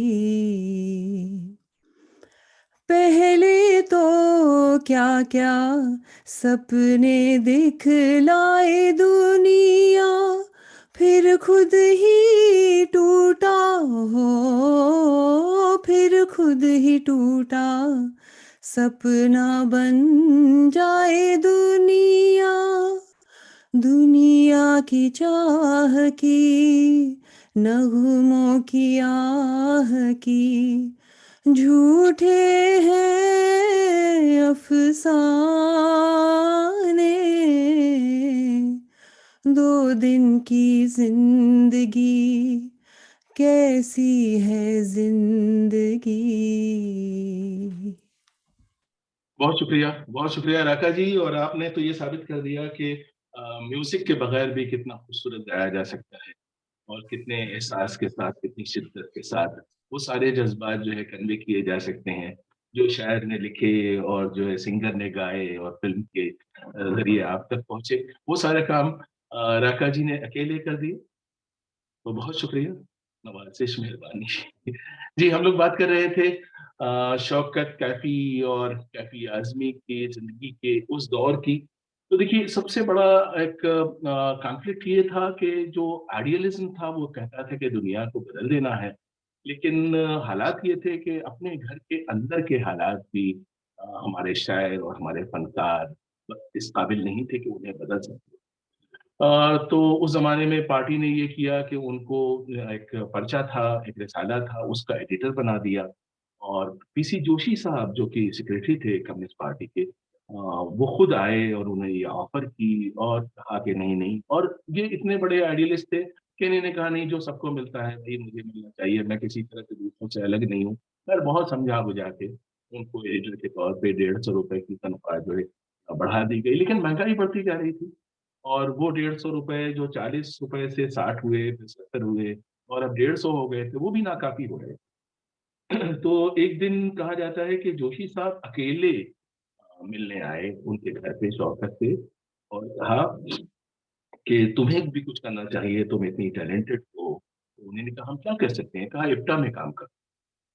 तो उसके बाद शौकत ने ज़ारा सहगल, ज़ोहरा सहगल और पृथ्वीराज कपूर के साथ थिएटर में काम करना शुरू किया। तो उस दौरान जब वो फ़िल्मों में थिएटर में काम करने लगी, तो उस दौरान में कहा जाता है कि कैफ़ी ने बच्चों को माँ बनकर भी पाला। शौकत ड्रामों के लिए अक्सर दूसरे शहरों में जाती थी। कलकत्ता में बहुत ज़्यादा शोज़ होते थे और इतने पैसे थे नहीं इस ख़ानदान के पास कि कोई नैनी या आया रखी जा सकती। तो कैफ़ी आज़मी क्या करते थे कि दोनों बच्चों को मुशायरों में अपने साथ ले जाया करते थे। शबाना आज़मी का आपने बहुत से इंटरव्यू सुने होंगे जो बताती हैं कि जहाँ शबाना और उनके भाई को स्टेज पर गौतकियों के पीछे यानी कि मसनद के पीछे सुला दिया जाता और जब रात गए कहती हैं शबाना कि ज़ोर से तालियाँ बजती थी तो बच्चों को मालूम हो जाता था कि अब बातिन आपका ऐलान है। तो ये बच्चे जो हैं आँखें मलते हुए उठ के बैठ जाते थे और जाग कर बाप का कलाम सुनते थे। फ़िल्मी गाने लिखते हुए उन्हें एक बात हमेशा खटकती थी और शुरू-शुरू में ये बात बहुत बुरी लगती थी, जब उनसे कहा जाता था कि आपको धुन पे लिखें।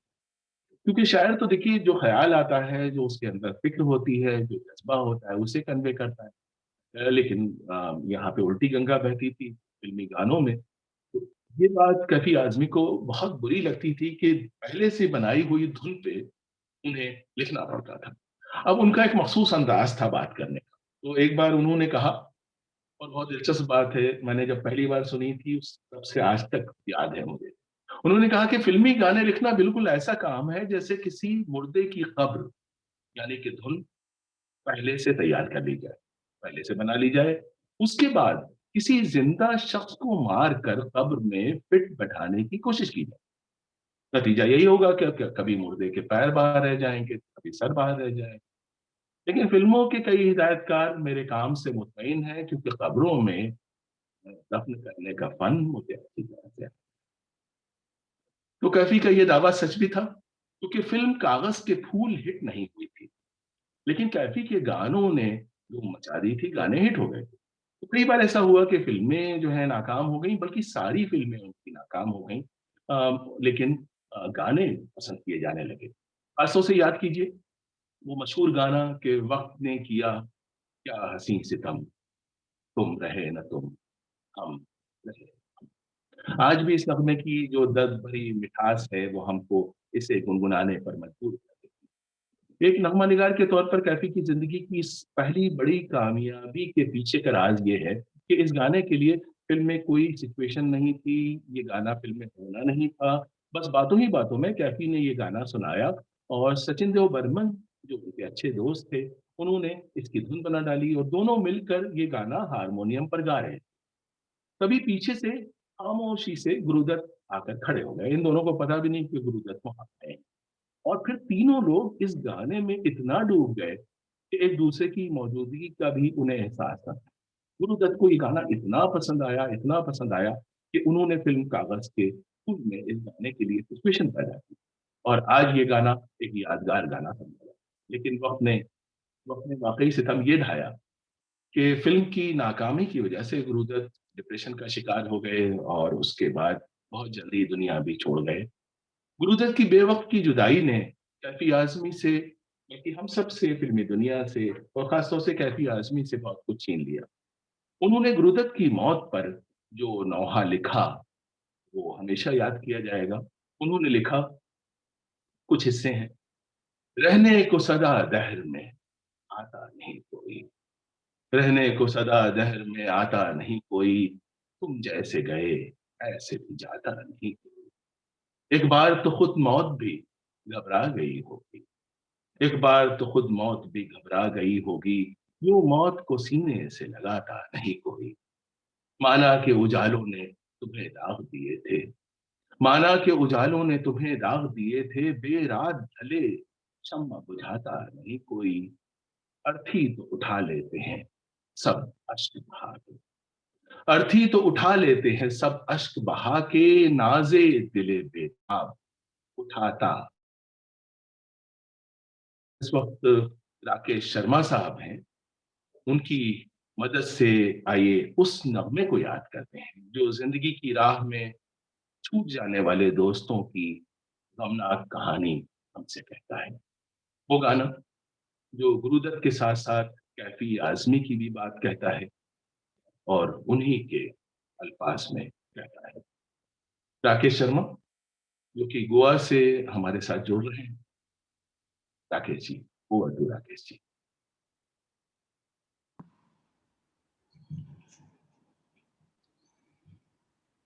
देखी ज़माने की यारी,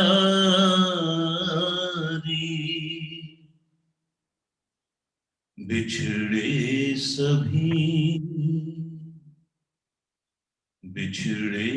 सभी बारी बारी,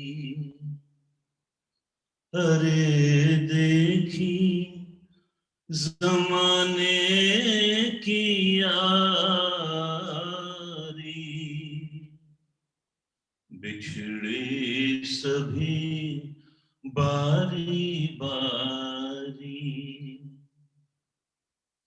क्या लेके मिले अब दुनिया से, आंसू के सिवा कुछ पास नहीं, या फूल थे दामन में, या कांटों की भी आस नहीं, मतलब की दुनिया है सारी। बिछड़े सभी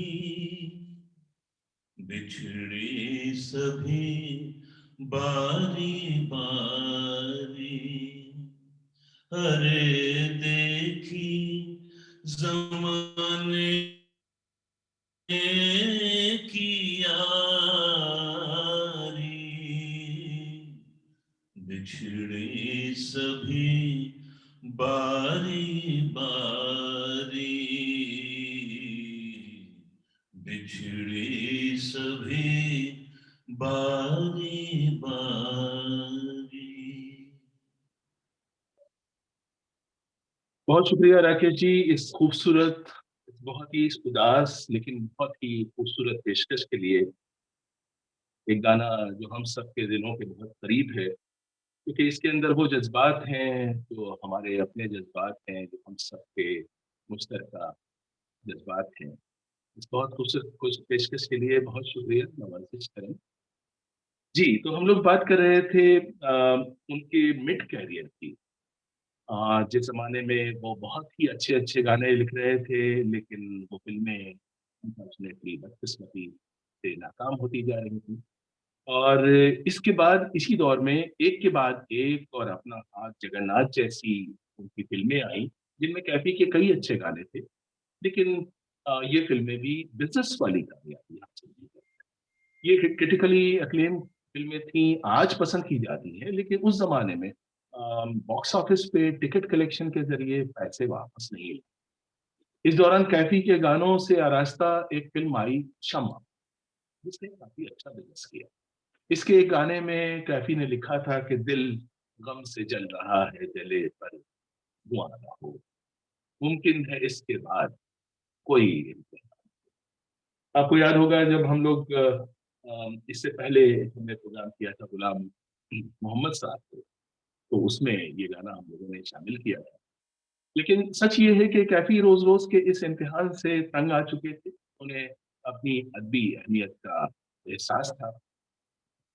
उनको अपनी अदबी कदर-ओ-क़ामत का एहसास था कि जब वो मुशायरों में अपना कलाम सुनाते थे तो पूरा मुशायरा बस उनका हो गया। लेकिन जाने क्या बात थी कि मुशायरों वाला जादू फ़िल्मी शायरी में नहीं जाग पा रहा था। तो कैफी को दोस्तों से यही पता चला कि अब तो ये भी चीनी-गोइयाँ होने लगी है कि कैफी फ़िल्मों के लिए मंजूर है। आप जानते हैं कि हमारी जो फ़िल्म इंडस्ट्री है वो बहुत ज़्यादा सुपरस्टिशियस है, और एक बार जो बात फैल जाए तो इसका बहुत नुकसान हुआ। बहुत से लोगों ने मज़ाक में ये बात शुरू की थी कि वो मनहूस हैं और उनकी वजह से फिल्म फ्लॉप हो जाती है। तो क्योंकि सब कुछ अच्छा होता है लेकिन फिल्म डूब जाती है। तो कहा जाता है तभी एक दिन जानकी कुटीर में, जहाँ कैफी साहब उस ज़माने में रहते थे, उनसे मिलने के लिए चेतन आनंद आए। उन्होंने कैफी से कहा कि मैं काफ़ी अरसे के बाद एक फ़िल्म बनाने जा रहा हूँ और चाहता हूँ कि उसके गाने आप लिखें। कैफी ने कहा कि लोग कहते हैं कि मैं लिखता तो अच्छा हूँ, लेकिन मेरे सितारे ठीक, तो सोच लीजिए। चेतनानंद ने कहा कि लोग यही मेरे बारे में कहते हैं, तो हो सकता है 2 नेगेटिव मिलकर पॉजिटिव बन जाए। अब लोगों ने जो चैलेंज हम दोनों के सामने रखा है, उसको तो कबूल करना ही होगा। तो साहब ये फ़िल्म थी हकीकत, और इस फ़िल्म से मदन मोहन, चेतन आनंद और कैफी आज़मी का एक बहुत ही खूबसूरत साथ शुरू हुआ। इस फ़िल्म ने कैफी आज़मी को रातों-रात कामयाबी के आसमान पर पहुँचा दिया। इस फ़िल्म में पहली बार कैफी ने अपनी एक मशहूर नज़्म अंदेशे को भी फ़िल्मी नग़्मे के क़ालिब में ढालकर पेश किया था। अब मैं ये बताना मुश्किल है कि ये गाने की वजह से नज़्म जो है मशहूर हुई या नज़्म की वजह से गाना इतना अच्छा है। इसका एक हिस्सा सुनिए। कहते हैं, रूह बेचैन है, एक दिल की अज़ियत क्या है? दिल ही शोला है तो ये सोज़ मोहब्बत क्या है? वो मुझे भूल गई इसकी शिकायत क्या है? रंज तो ये है कि रो-रो के भुलाया, रंज तो ये है कि रो-रो के भुलाया होगा, दिल ने ऐसे भी कुछ अफ़साने सुनाए होंगे, अश्क आँखों ने पिए और ना बहाए, अश्क आँखों ने पिए और ना बहाए होंगे, बंद कमरे में जो खत मेरे जलाए होंगे, एक-एक हर्फ जबीं पर उभर आया होगा। उसने घबरा के नज़र लाख बचाई होगी, मिट के एक नक्श ने 100 शक्ल दिखाई होगी, मेज़ से जब मेरी तस्वीर आई होगी, हर तरफ मुझको तड़पता हुआ आया, होके मजबूर मुझे उसने बुलाया। बेमहल छेड़ पे जज्बात उबल आए होंगे, गम पशेमान तबस्सुम में ढलाए होंगे, नाम पर जब मेरे आंसू निकल आए होंगे, सर न कांधे से सहेली को उठाया हो। हकीकत के लिए मोहम्मद रफी, तिलक महमूद, मन्ना डे और भूपेन ने इसी नज्म पर मबनी वो यादगार नगमा गाया, जिसकी बाज़गश्त आज भी हमारे ज़हनों में मौजूद है और हमेशा रहेगी। तो आइए याद करते हैं, अजय मनकोटिया साहब हमारे साथ हैं। आइए उनकी मदद से याद करते हैं इसी फिल्म के एक और लाजवाब गीत को, जो हमको उस दौर को याद दिलाता है, हकीकत की याद दिलाता है और कैफी आज़मी की खूबसूरत तहरीर और उनकी शायरी की याद दिलाता है। जी, अजय मनकोटिया।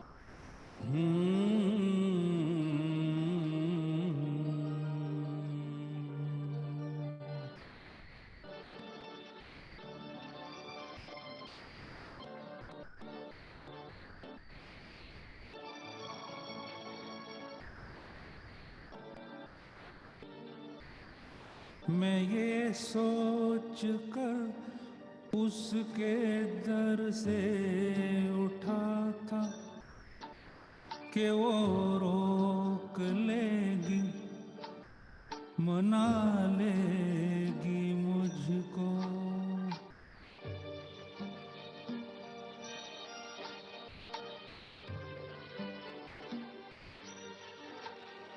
हवाओं में लहराता आता था दामन के दामन पकड़ कर बिठा लेगी मुझको।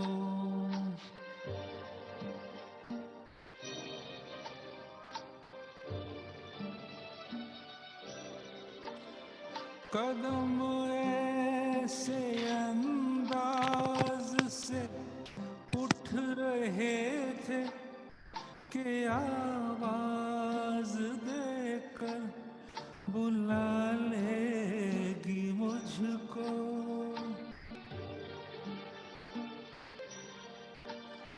मगर उसने रोका न उसने मनाया, न दामन ही पकड़ा न मुझको बिठाया, न आवाज ही दी न वापस बुलाया।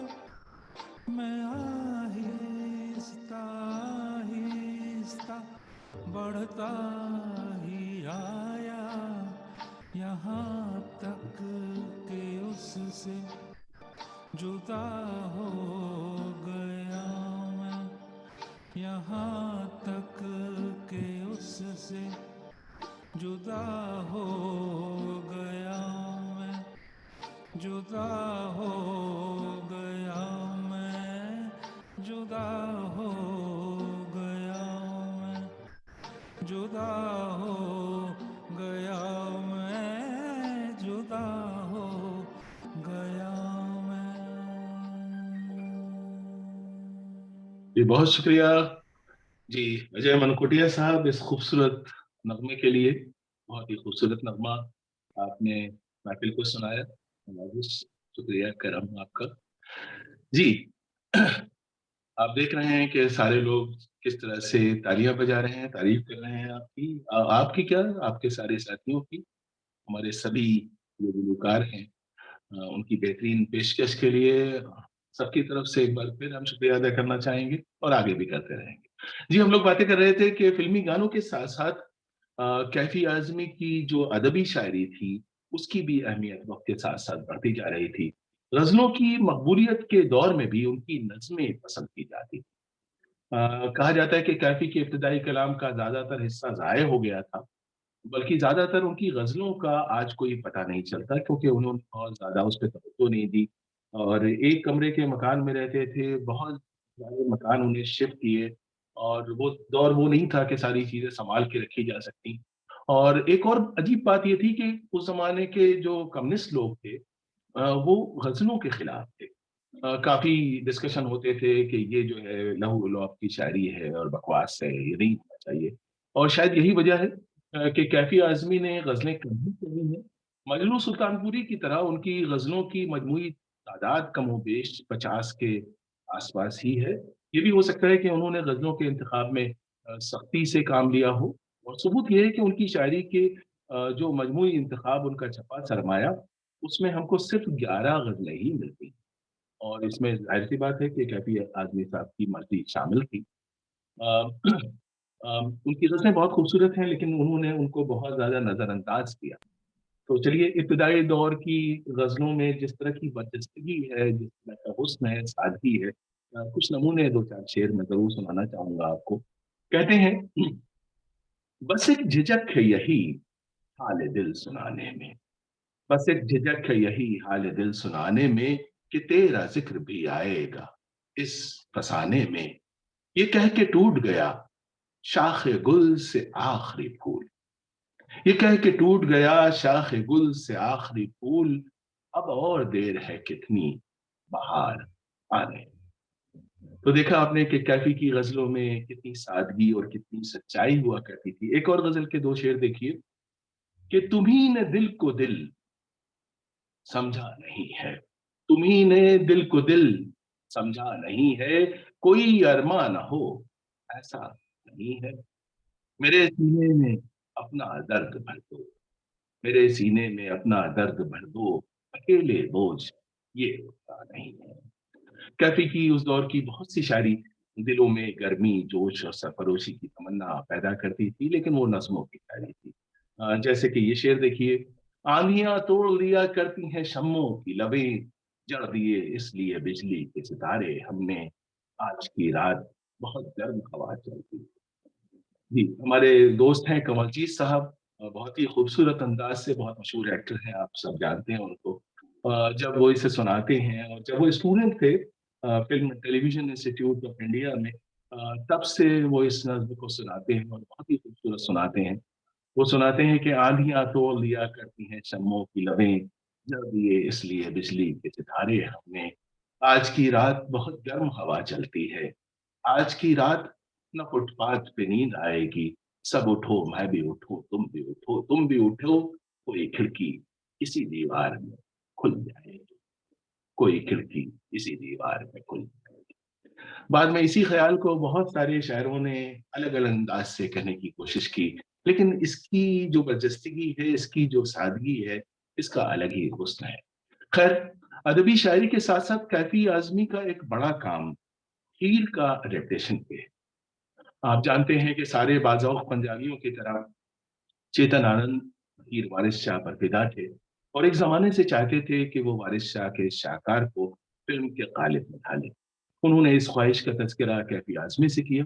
कैफ़ी ने कहा कि क्यों ना कुछ ऐसा किया जाए जो पहले कभी न किया गया हो। उन्होंने तजवीज़ पेश की कि ये पूरी फ़िल्म ही बर्स यानी नज़्म की ज़बान में, शायरी की ज़बान में लिखी जाए। चुनांचे वो हुआ जो कभी नहीं हुआ था। हिंदुस्तानी फ़िल्मों की तारीख़ की ये वाहिद ऐसी फ़िल्म है जिसमें शायरी के अलावा किसी किरदार ने कुछ और अदा नहीं किया है। यानी हालत ये है कि जो उसके विलेन हैं, जो उसके सानवी कैरेक्टर्स हैं, जो ऐसे लोग भी हैं जिनका एक ही डायलॉग है, वो भी जब वो बोलते हैं तो वो शेर की ज़बान। कैफी ने इस फिल्म के लिए जबरदस्त गाने ही नहीं लिखे, बल्कि पूरी की पूरी कहानी और तमाम डायलॉग्स भी शेरों में लिखे। हालांकि याद कीजिए कि ना तो राजकुमार रांझा दिखते थे, ना ही प्रिया राजवंश हीर जैसी लगती थी। दोनों ही अदाकार अपने किरदार में पूरी तरह से मौजू नहीं थे, फिट नहीं थे, लेकिन ये फिल्म शायद गानों और मुकालमों की खूबसूरती के दम पे या फिर डायरेक्शन के दम पे चली और खूब चली। हमारे साथ इस वक्त के मेहता साहब हैं। के मेहता साहब हीर बहुत खूबसूरती से गाते हैं, तो उनसे दरख्वास्त है कि हीर की लाजवाब गायकी के कुछ नमूने अगर वो यहाँ पे पेश करें तो बहुत के मेहता साहब। जी बहुत बहुत शुक्रिया।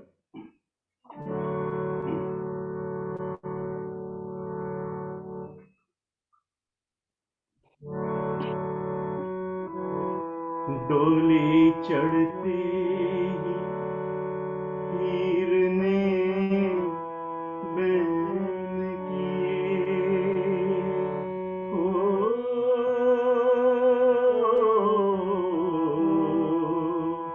मुझे ले चले बाबुल, ले चले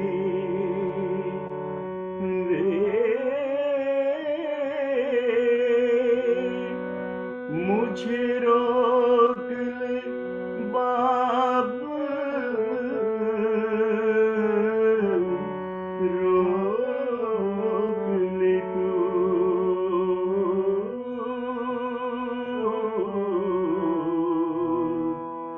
डोली बैरी कहाँ ले चले वे।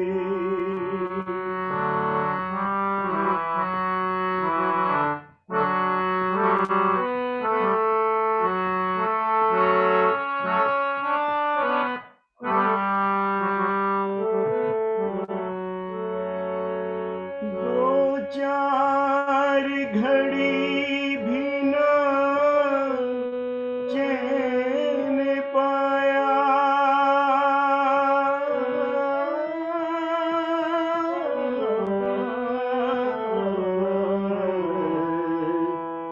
दुख दर्द मुसीबतें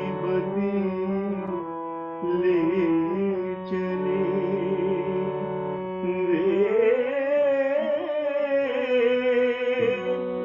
मेरा कहाँ सुना,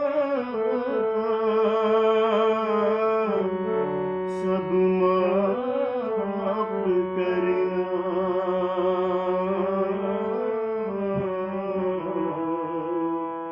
कुछ रोज तेरे घर रह चले वे।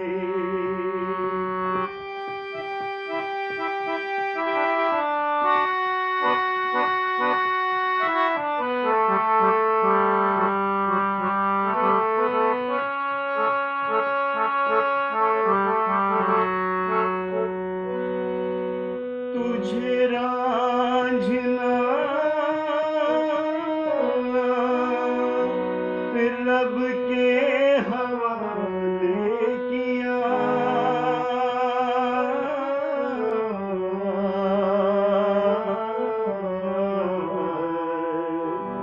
हम देश में जालिमों के चले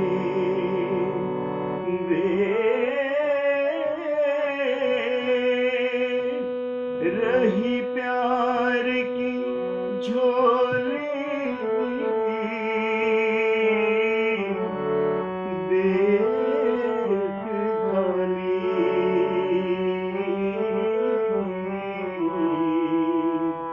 कोई चीज भी साथ ना ले चले। शुक्रिया जी, बहुत शुक्रिया मेहता साहब, मजा आ गया। बिल्कुल गूज बम्प्स आपने दे दिए। और देखिए, हीर की जो गायकी है, जो तान होती है, वो दिल पे कुछ असर करती है, तो आपने बिल्कुल ही उसे टच कर लिया। बहुत ही मजा आया। आपने देखे होंगे कमेंट्स, लोग कितना पसंद कर रहे थे। बहुत शुक्रिया, बहुत ही नवाजिश आपकी। इतने खूबसूरत पेशकश के लिए। जी, हम लोग बात कर रहे थे हीर राजा की। तो इस फिल्म के लिए कैफी आजमी ने दिन रात मेहनत की, और जैसा कि अभी हम लोगों ने बात की पूरी की पूरी फिल्म शायरी की जबान में लिखना कोई मामूली बात नहीं थी, कोई मामूली काम नहीं था। बहुत बार उन्होंने कुछ चीजें कई कई बार लिखी। कैफी को उस दौरान ब्लड प्रेशर की शिकायत थी, लेकिन वो मुसलसल बिना आराम किए काम करते रहे। जब नींद बहुत ज्यादा आती थी तो वो नींद भगाने की दवाएं खा लेते थे। ऐसी दवाएं सेहत के लिए खतरनाक होती हैं, लेकिन कैफी आजमी ने किसी बात की परवाह किए बिना लगातार ये काम किया। ये फिल्म उनके लिए बहुत अहम थी। नतीजे में 8 फरवरी 1972 को उनके दिमाग की रगें फट गई। उन पर फालिज का जानलेवा हमला हुआ। वो 8 घंटों तक दुनिया में नहीं थे, कोमा की कैफियत में थे, जिंदगी और मौत के बीच में थे। बचने की कोई उम्मीद नहीं थी, लेकिन जाने कैसे वो अपने बच्चों के लिए बच गए। लेकिन उनके जिस्म का बाया हिस्सा हमेशा हमेशा के लिए मखलूज हो गया। तवील अलालत के दौरान कैफी साहब साहिब फराश रहे, बिस्तर पर थे लंबे अरसे तक। बस उदासी और अफसुर्दगी उनका ओढ़ना बिछौना बनकर रह गई। ये सख्त इम्तिहान का दौर था। इस दौरान बस उनकी शायरी ही उनकी दवा थी, उनकी मुनिसो गमख्वार थी, उनकी रफ़ीक व अनीस थी।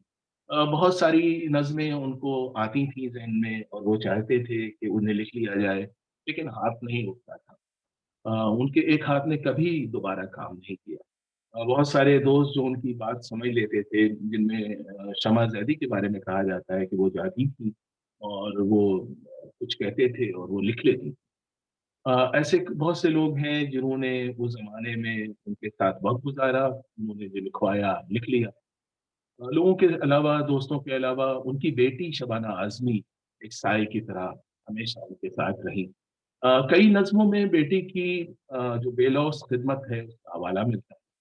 एक बार सालगिरह के मौके पर लिखा, अब और क्या, अब और क्या तेरा बीमार बाप देगा तुझे, बस एक दुआ कि खुदा तुझको कामयाब करे, वो टांग दे तेरे आंचल में चांद और तारे, तू अपने वास्ते जिसको भी इंतखाब करे। इसी दौरान उनके बचपन के घर, उनको अपने बचपन का घर याद आया, उनके वतन की याद आई। बल्कि कहना चाहिए कि उन्हें आजमगढ़ ने आवाज दी, तो कैफी अपने गुमनाम गांव वापस चले गए और अपनी जिंदगी के बकिया वक्त को गांव की फलाह व बहबूद के लिए उन्होंने वक्फ कर दिया। इसी दौरान 1974 में कैफी आजमी के फिल्मी गीतों का मजमुआ मेरी आवाज सुनो के नाम से छपकर आया और फिर हाथों हाथ बिक गया। ये उन्वान यानी कि मेरी आवाज सुनो भी कैफी के एक पुराने गाने का मिसरा है, जो अपनी नगमगी और मानवियत के लिए एक हवाले के तौर पर इस्तेमाल होता रहा है। इसी जमाने में फिल्म पाकीज़ा का उनका गाना यूं ही कोई मिल गया था सरे राह चलते चलते निहायत मकबूल हुआ, बहुत पसंद किया जाता था, और आज भी ये लता मंगेशकर के बेहतरीन गानों में इसका शुमार किया जाता है। खुद लता मंगेशकर का पसंदीदा गाना है। जिंदगी की खिजा के दौर में भी एक बार फिर कैफी की शम्मे शायरी ने जमाने में तब उजाला किया जब फिल्म अर्थ रिलीज हुई। अर्थ के नगमों की सादगी, गहराई और नबदगी ने सबका दिल मोह लिया। आज भी जब कभी इस फिल्म के लाजवाब नगमे, हम कह सकते हैं कि ये एक पोस्ट मॉडर्न मतलब वो था, अम, शायरी थी, फिल्मी शायरी। तो ये पोस्ट मॉडर्न नगमे जब कानों में पड़ते हैं तो लोग उन्हें गुनगुनाए बिना नहीं रह सकते। सच तो ये है कि गुलकार जगजीत सिंह ने इस फिल्म से जो मकबूलियत हासिल की, उसने रातों रात उन्हें मुल्क के अहम तरीन सिंगर्स की फेहरिस्त में शामिल कर दिया, जहां वो हमेशा अ, पसंदीदा तरीन रहे। आज भी उनकी एक गजल जो कि जगजीत और कैफी के मुनफरिद इश्तराक की कहानी कहती है, हमें याद आती है। ईशा इस वक्त हमारे साथ हैं, ईशा चौहान। अ, ईशा चौहान से पूछते हैं कि वो हमको कौन सी गजल या कौन सा कंपोजिशन सुनवाने वाली है। ईशा।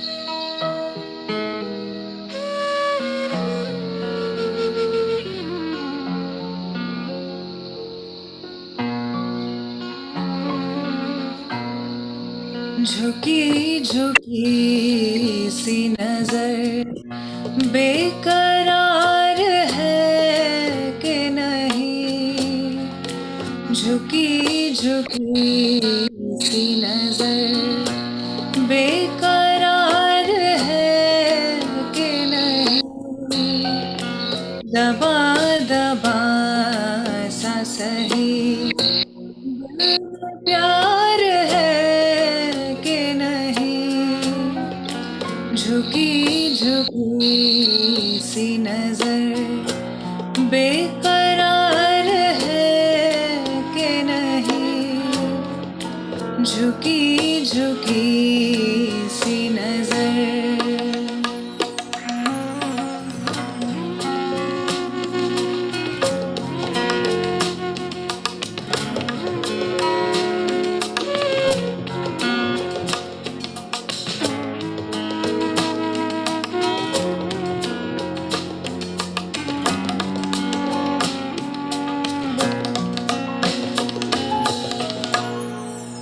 तू अपने दिल की जवां धड़कनों को गिन के बता,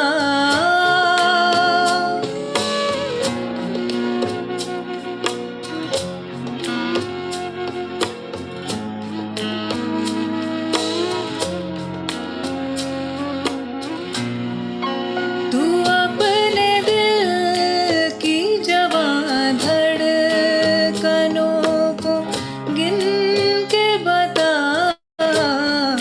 मेरी तरह तेरा दिल बेकरार है कि नहीं, दबा दबा सा सही दिल में प्यार है कि नहीं, झुकी झुकी सी नजर। Thank you.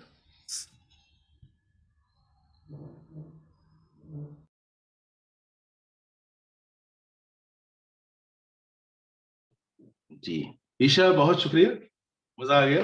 बहुत ही आपने मुझे बिल्कुल इतना खूबसूरत आपने गाया कि देखिए मजा आ गया। सारे लोग अभी तक तारीफें कर रहे हैं, लगातार तालियां बज रही थी।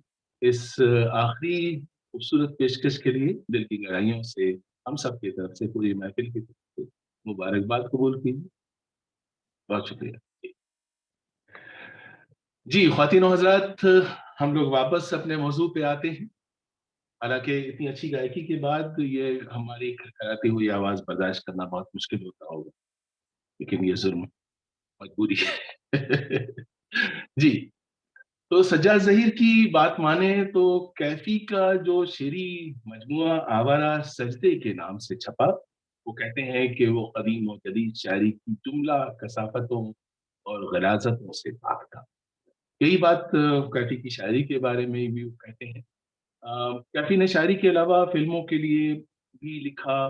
फिल्म गर्म हवा का स्क्रीन प्ले इस बात की रोशन मिसाल है, और फिल्म की रांझा फिल्मों की तारीख का एक संग मील कही जाएगी। कैफी ने श्याम बेनेगल की फिल्म मंथन और एम एस सत्तू की बहुत सी फिल्मों के मुकालमे लिखे। 1995 में सईद मिर्जा की मशहूर फिल्म अ, नसीम आई, कैफी ने फिल्म का मरकजी रोल भी निभाया। अपनी सारी दिक्कतों के बावजूद कैफी आजमी को 3 फिल्म फेयर अवार्ड मिले। कागज के फूल, हकीकत और ईद रांझा और गरम हवा उनकी अहम फिल्में थीं। कैफी आजमी ने अवामी जिंदगी की इब्तिदा हिंदुस्तान छोड़ो तहरीक के दौरान एक नौजवान मुजाहिद आज़ादी के तौर पर की थी। सारी जिंदगी वो गरीबों, कमजोरों और इस्तेहसाल के शिकार मजलूमों के हक में जद्दोजहद करते थे। कैफी आजमी समाज में खुशियां बिखेरना चाहते थे, अपनी जिंदगी में खुशियां लाना चाहते थे, हर चेहरे पर मुस्कुराहट देखना चाहते थे।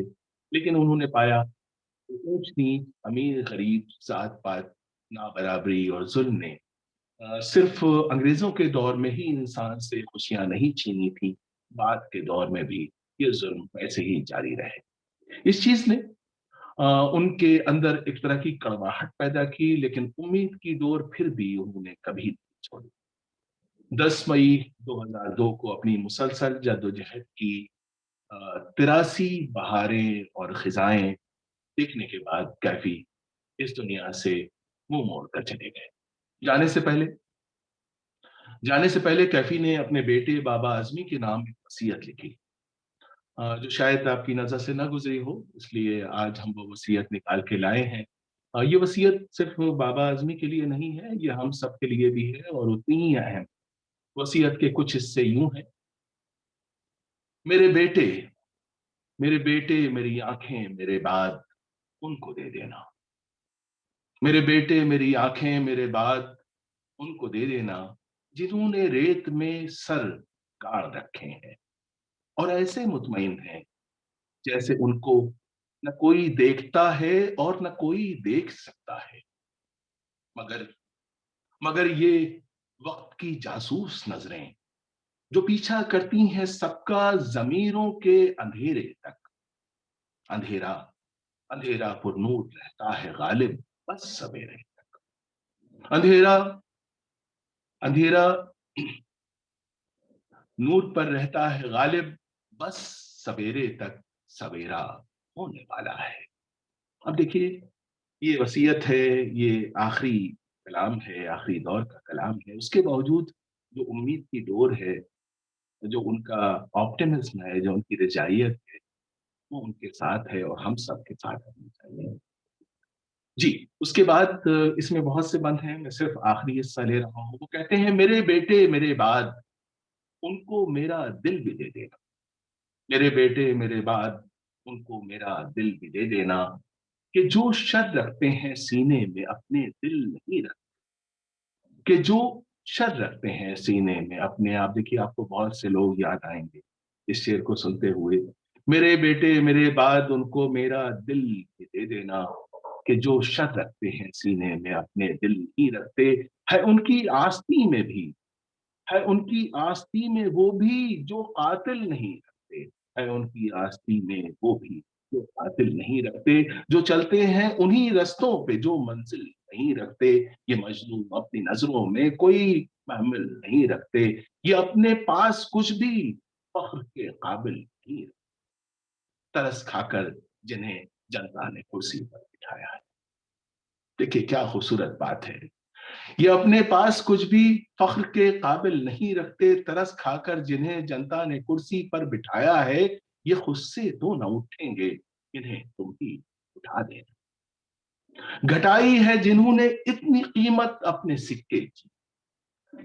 उस दौर के सभी लोगों को इस बात का बड़ा अफसोस था कि जो हमारा रुपया है वो आजादी के वक्त डॉलर के आसपास था और धीरे धीरे उसकी क्या वक़्त हो गई। तो उसकी तरफ इशारा है। घटाई है जिन्होंने अब इतनी कीमत अपने सिक्के की, ये जिम्मा है तुम्हारा उनकी कीमत तुम बता देना। जो वो फैलाए दामन ये वसीयत याद कर लेना। जो वो फैलाए दामन ये वसीयत याद कर लेना। उन्हें हर चीज दे देना पर उनको वोट मत दे। जो वो फैलाए दामन ये वसीयत याद कर लेना। उन्हें हर चीज दे देना पर उनको वोट मत दे। ये उनकी वसीयत थी और इस वसीयत के साथ ही हम आप सबका शुक्रिया अदा करना चाहेंगे कि इतने सब के साथ हमसे हम लोगों को बर्दाश्त किया। ये काफी लंबा प्रोग्राम था शायद, तो बहुत शुक्रिया, नवाजिश, करम, मेहरबानी हमारे साथ रहने के लिए और हमारे साथियों का साथ देने के लिए। दानिश बहुत बहुत शुक्रिया और लुत्फुल लोगों का बहुत बहुत शुक्रिया। तमाम आर्टिस्टों का हमारे साथ जुड़े रहने का कमाल का प्रोग्राम था आज का। आप सब लोग अभी जुड़े रहिए भाई, जाने की जरूरत नहीं है। अभी हम लोग इसको अनम्यूट करेंगे ताकि आप लोग तालियां बजा सकें, लोगों से इंटरैक्ट कर सकें। इससे पहले फैसल दो हमारे अगले प्रोग्रामों का डिस्प्ले कर दो। Coming is a very important event. Professor Faizan Mustafa, vice chancellor of law university Hyderabad, हमारे अलीगढ़ के बहुत ही जाने पहचाने मशहूर स्टूडेंट, वो उनका साथ दे रहे हैं। Honourable justice Iqbal Ahmed Ansari was the Chief Justice of Patna High Court। ये लोग minority rights under Indian constitution के ऊपर बात करेंगे। तो अगला सैटरडे में वो प्रोग्राम है, लेकिन उससे भी ज़्यादा और equally important programme next day हमको स्पेशल कमेमोरेशन के लिए रखना पड़ा। वो है हमारे अपने हरदिल अजीज प्रोफेसर इरफान हबीब साहब, who hardly needs any introduction, and he is going to talk on remembering Mahatma Gandhi 74 years after assassination. वो संडे को है, तो Saturday and Sunday both we have two unusual. I mean, we don't do on Sundays, but recently I had started. This is the fourth in the series of activism, political activism. So Irfan Habib Saab is going to talk on Sunday. So आप लोग याद रखिएगा। अब